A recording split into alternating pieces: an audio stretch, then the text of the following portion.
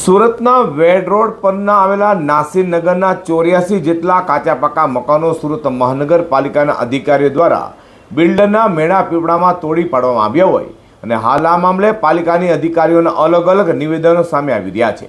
ત્યારે આજે additional city engineer Ashish નાયકે વાયરલ કરેલા વિડીયોને લઈને સવાલો કરવા ગયેલી મીડિયાની ટીમ સાથે માર્શલોએ ધક્કામુક્કી કરી હુમલાનો પ્રયાસ કરતા મામલો વિચકવા પામ્યો હતો। સુરતમાં ટોક ઓફ ધી ટાઉન બનેલા નાસીરનગરના કથિત ગેરકાયદે ડિમોલિશન મામલે સુરત મહાનગરપાલિકાના જ અધિકારીઓના બે અલગ અલગ નિવેદનો સામે આવી રહ્યા છે।